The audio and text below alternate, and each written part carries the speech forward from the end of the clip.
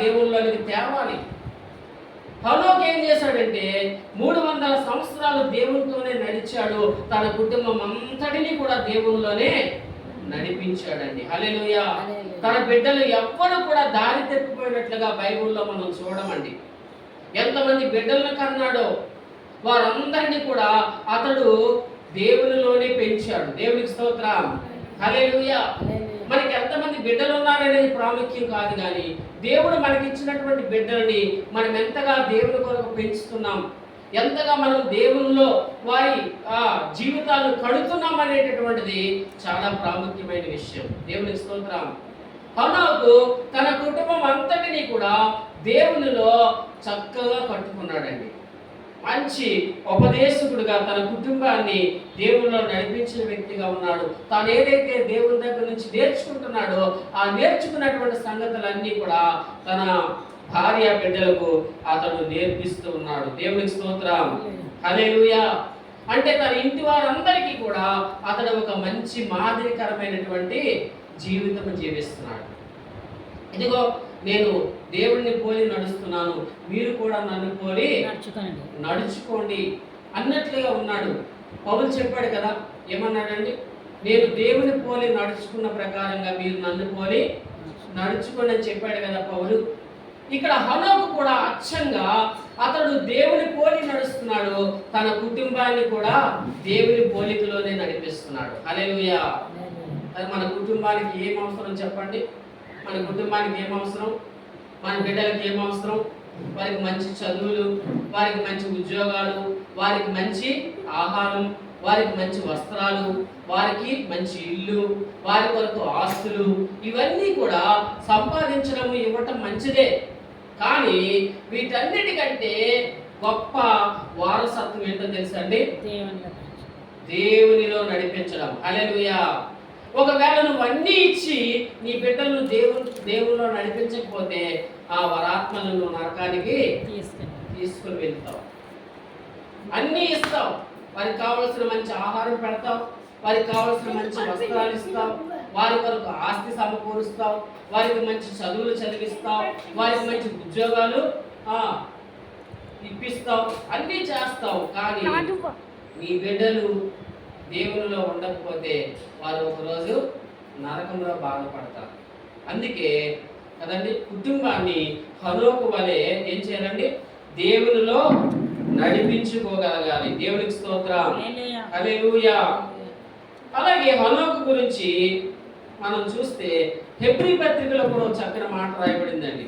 Hebrew పత్రికలో 11వ అధ్యాయంలో మనం చూస్తే హెబ్రీ పత్రిక 11వ అధ్యాయం అంతా కూడా మరి విశ్వాస వీరుల జాబితా, అంటే విశ్వాస వీరులు అందరూ కూడా అక్కడికి మనకు కనబడతారు. హెబ్రీ పత్రిక 11వ అధ్యాయంలో వారి పేర్లు రాయబడ్డాయి.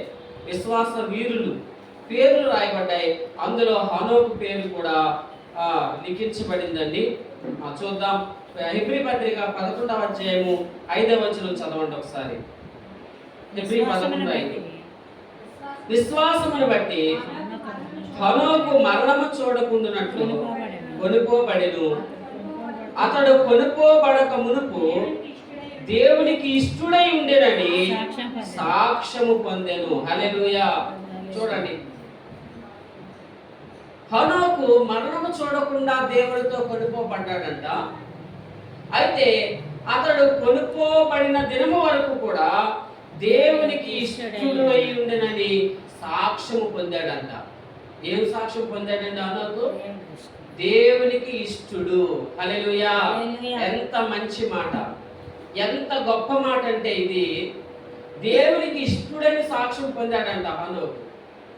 దేవునికి ఇష్టలుగా మనం ఉండాలి. ఎలా ఉండాలండి? దేవునికి ఇష్టలుగా ఉండాలి, కానీ దేవునికి కష్టం కలిగించే వారిగా ఉండకూడదు, దేవునికి బాధలు కలిగించే వారిగా ఉండకూడదు కదండి. దేవునికి మరలా గాయాలు రేపేవారిగా మనం ఉండకూడదు, దేవునికి మరలా సిలువ వేసేవారిగా మనం ఉండకూడదు. ఆయన ఒకసారి సిలువ వేయబడ్డాడు మన కోసం, కానీ మనం ఎన్నోసార్లు మనము చేసినటువంటి తప్పిదాలను బట్టి మరలా ప్రభువుని సిలువ వేస్తూనే ఉన్నాం. ఆయన గాయాలు రేపుతూనే ఉన్నాం, ఆయనను మనం ఇబ్బంది పెడుతూనే ఉన్నాం, ఆయనను మనం బాధ పెడుతూనే ఉన్నాం, ఆయనను మనం కష్టపెడుతూనే ఉన్నాం. కానీ దేవుని వాక్యం చెప్తుంది ఆయనను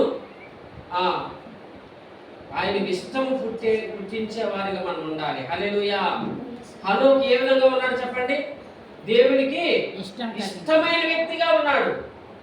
దేవునికి ఇష్టడని సాక్ష్యం పొందాడు. నిజంగా దేవుడు మన గురించి అటువంటి సాక్ష్యం ఇవ్వగలడా? ఫలానా వ్యక్తి నాకు ఇష్టాన్ని కలిగించింది, తను బ్రతికినంత కాలం కూడా నాకు ఇష్టరాలుగా ఉంది, నాకు ఇష్టడిగా ఉన్నాడని దేవుడు మనల గురించి అలాంటి సాక్ష్యం ఇవ్వగలడండి? నిజంగా అంత గుండె మీద చేసుకొని అంత ధైర్యంగా మనం చెప్పగలమా?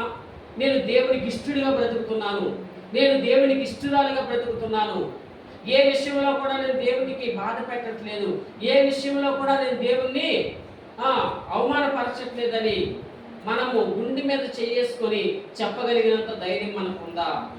ఎందుకంటే మనం అనేక విషయాల్లో ఏమవుతున్నామండి? తప్పిపోతూ ఉన్నాం. అనేక విషయాల్లో మనం పడిపోతూ ఉన్నాం. కానీ హనోకు యొక్క సాక్ష్యాన్ని మనం చూసినట్లయితే ఎంత గొప్ప సాక్ష్యం అతడు సంపాదించాడంటే దేవుడికి ఇష్టడని అతడు సాక్ష్యం పొందాడండి. హల్లెలూయా. దేవునికి ఇష్టకరమైన జీవితం మనం జీవించాలి. దేవునికి ఇష్టమైపోవాలి మనం కదండి. దేవుని చేత మంచి పేరు మనం తెచ్చుకోవాలి. హల్లెలూయా.